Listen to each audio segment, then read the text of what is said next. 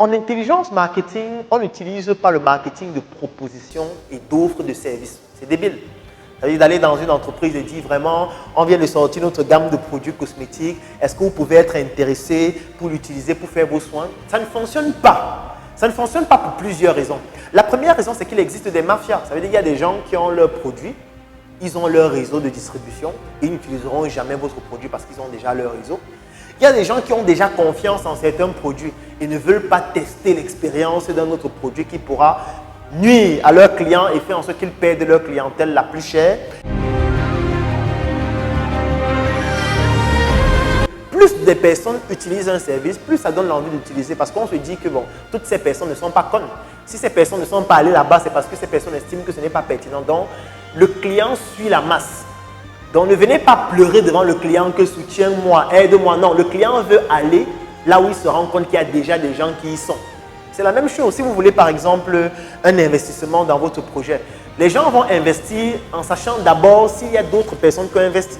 Et s'ils se rendent compte qu'il y a d'autres personnes qui ont investi, s'il y a d'autres personnes qui ont pris le risque, ça devient beaucoup plus facile pour eux de prendre le risque avec vous parce qu'ils se disent, bon, les autres ne sont pas forcément cons.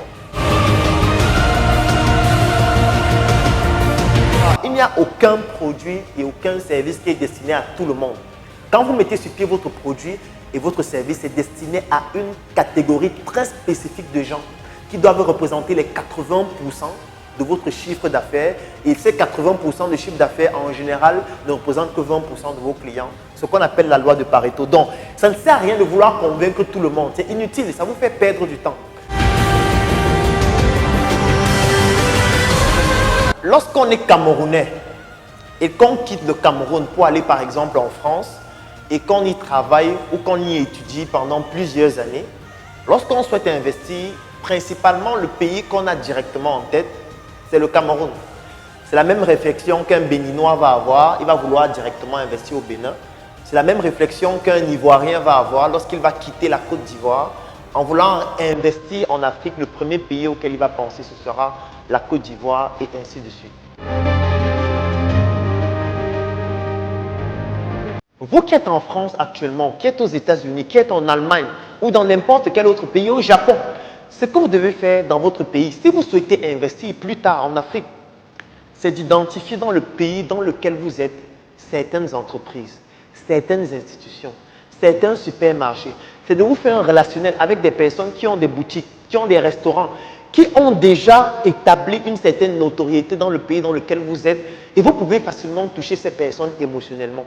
De telle sorte que quand vous allez vouloir investir au Cameroun, investir au Tchad, investir en Côte d'Ivoire, vous pourriez créer une relation entre ces personnes et vous, de telle sorte que ça crée comme une sorte de ficelle qui relie deux environnements ou deux écosystèmes différemment.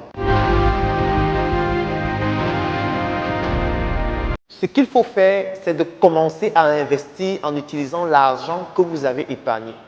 Certains vont me dire, l'argent que j'ai épargné, ce n'est pas beaucoup d'argent. Comment est-ce que je vais prendre cette petite somme d'argent pour investir? Mais effectivement, on peut investir très peu d'argent au début. On n'a pas besoin d'avoir beaucoup d'argent pour investir dans un projet en Afrique au début. Pas du tout. Pourquoi? Parce qu'aujourd'hui, Internet existe et avec Internet, vous pouvez très facilement investir une très faible somme d'argent au début et avoir déjà des résultats efficaces. Ne vous dites pas que quand on investit, ça fonctionne toujours. On peut investir son argent et on perd. C'est d'ailleurs pour ça que je vous ai proposé d'investir par palier en commençant par votre épargne personnelle. Pourquoi? Parce que si vous avez par exemple 1000 € dans votre compte et c'est votre épargne personnelle, moi je vais vous recommander de commencer un projet de 100 €. Ça vous donne le luxe d'échouer 10 fois. Pourquoi? Parce que vous allez lancer un projet de 100 €. Si ça ne fonctionne pas, vous pouvez lancer un autre de 100 €. Vous pouvez lancer un troisième de 100 € et vous pouvez le faire 10 fois.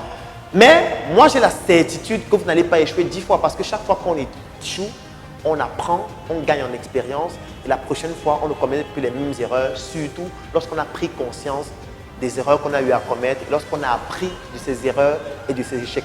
Parce qu'en réalité, l'échec, c'est une formidable opportunité de pouvoir rebondir et de pouvoir réussir.